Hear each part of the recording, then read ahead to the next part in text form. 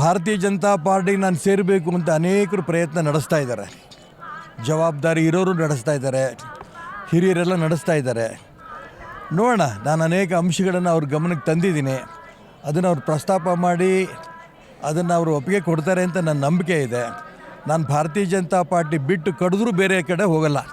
ನನ್ನ ರಕ್ತವೂ ಕೂಡ ಭಾರತೀಯ ಜನತಾ ಪಾರ್ಟಿನೇ. ಹಾಗಾಗಿ ಭಾರತೀಯ ಜನತಾ ಪಾರ್ಟಿ ಕರ್ನಾಟಕ ರಾಜ್ಯದಲ್ಲಿ ಅನೇಕ ಪಕ್ಷವನ್ನು ಕಟ್ಟಿರೋಂಥ ಹಿರಿಯರಿಗೆ ಜಿಲ್ಲೆಗಳಲ್ಲಿರ್ಬೋದು, ರಾಜ್ಯದಲ್ಲಿರ್ಬೋದು ನೋವಿದೆ. ಯಾಕೆ ಈ ಪಾರ್ಟಿ ಹಿಂಗಾಯಿತು, ಯಾಕೆ ಹಿಂಗೆ ಪಾರ್ಟಿ ಆಯಿತು ಅಂತ. ಈ ಪಾರ್ಟಿ ಸರಿ ಹೋಗಬೇಕು ಅನ್ನೋಂಥ ಅಂಶವನ್ನು ಜವಾಬ್ದಾರಿ ಇರೋರ ಹತ್ರ, ಹಿರಿಯರ ಹತ್ರ ಪ್ರಸ್ತಾಪ ಮಾಡಿದ್ದೇನೆ. ಅವರು ಕೂಡ ಗಮನ ಹರಿಸ್ತಾರೆ ಅನ್ನೋಂಥ ನಂಬಿಕೆ ಇದೆ. ಆ ದಿಕ್ಕಿನಲ್ಲಿ ಯೋಚನೆ ಮಾಡಿಕೊಂಡು ಖಂಡಿತ ನಾನು ಇವತ್ತಿಲ್ಲ ನಾಳೆ ಭಾರತೀಯ ಜನತಾ ಪಾರ್ಟಿ ಹೋಗ್ತೇನೆ.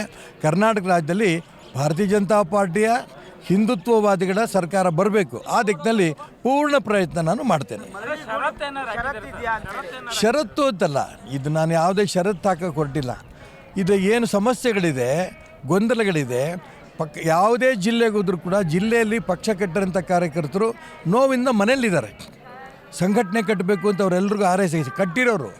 ಹಾಗಾಗಿ ಅವ್ರ ನೋವೆಲ್ಲ ಸರಿಪಡಿಸ್ಬೇಕು ಅನ್ನೋ ದಿಕ್ಕಲ್ಲಿ ಒಂದು ದೊಡ್ಡ ಗುಂಪು ಹಿರಿಯರದ್ದು ಪ್ರಯತ್ನ ಮಾಡಿದ್ರೆ, ನಾಯಕರದ್ದು ಪ್ರಯತ್ನ ಮಾಡಿದ್ರೆ ಅವರೆಲ್ಲರೂ ಕೂಡ ಪಕ್ಷದಲ್ಲಿ ಆ್ಯಕ್ಟಿವ್ ಆಗ್ತಾರೆ. ಅವ್ರು ಆ್ಯಕ್ಟಿವ್ ಆಗೋದ್ರಿಂದ ಸಂಘಟನೆ ಗಟ್ಟಿ ಆಗುತ್ತೆ. ಸಂಘಟನೆ ಗಟ್ಟಿ ಆಗೋದ್ರಿಂದ ರಾಜ್ಯದಲ್ಲಿ ಹಿಂದುತ್ವವಾದಿಗಳ ಸರ್ಕಾರ ಖಂಡಿತ ಬರುತ್ತೆ. ನಾನು ಬೇರೆ ಹೇಳೋದು ಏನು ಹೇಳಬೇಕು ಅಷ್ಟು ಹೇಳಿದ್ದೀನಿ.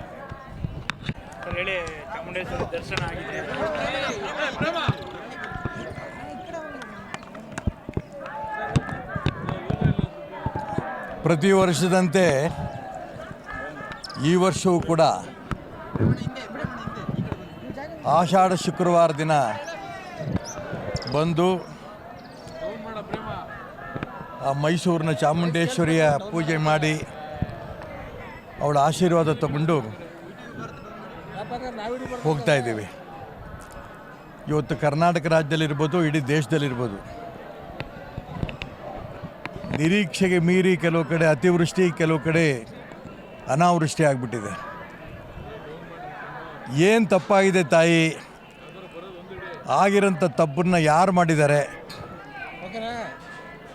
ಅವ್ರಿಗೆ ಮಾತ್ರ ಶಿಕ್ಷೆ ಕೊಟ್ಟು ಇಡೀ ಸಮಾಜಕ್ಕೆ ಯಾಕೆ ತೊಂದರೆ ಕೊಡ್ತೀಯಮ್ಮ? ತಪ್ಪು ಮಾಡಿರೋರು ಕನಿಷ್ಠ ತಿದ್ದಂಥ ಪ್ರಯತ್ನ ತಾವನ್ನು ಮಾಡು. ಅದರಿಂದ ಇಡೀ ದೇಶಕ್ಕೆ ಒಳ್ಳೆಯದಾಗತ್ತೆ, ರಾಜ್ಯಕ್ಕೆ ಒಳ್ಳೆಯದಾಗತ್ತೆ. ಇದೆಲ್ಲವೂ ಒಳ್ಳೆಯದಾಗಲಿ ಅಂತೇಳಿ ತಾಯಿಲಿ ಪ್ರಾರ್ಥನೆ ಮಾಡ್ಕೊಂಡು ಬಂದಿದ್ದೀವಿ. ರಾಜ್ಯಕ್ಕೂ ದೇಶಕ್ಕೂ ಖಂಡಿತ ಒಳ್ಳೆಯದಾಗತ್ತೆ. ಆ ನಂಬಿಕೆ ಕೂಡ ನನಗಿದೆ.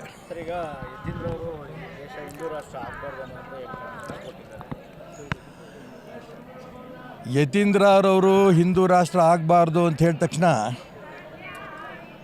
ಹಿಂದೂ ರಾಷ್ಟ್ರವನ್ನು ಸೂರ್ಯ ಚಂದ್ರ ಇರೋ ತನಕನೂ ಕೂಡ ಯಾರೂ ತಪ್ಸೋಕ್ಕಾಗಲ್ಲ. ಇವತ್ತು ಇಡೀ ದೇಶ ಹಿಂದೂ ರಾಷ್ಟ್ರ ಆಗಬೇಕು ಅನ್ನೋಂಥ ನರೇಂದ್ರ ಮೋದಿಯವರ ನೇತೃತ್ವದಲ್ಲಿ ಆಡಳಿತ ನಡೀತಾ ಇದೆ.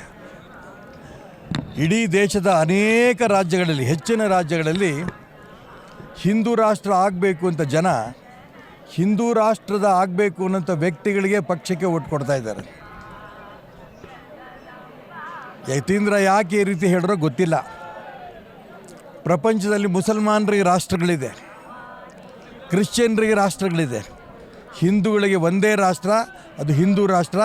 ಇದು ಆಗೇ ಆಗುತ್ತೆ, ಇದರಲ್ಲಿ ಯಾವ ಅನುಮಾನ ಕೂಡ ಇಲ್ಲ.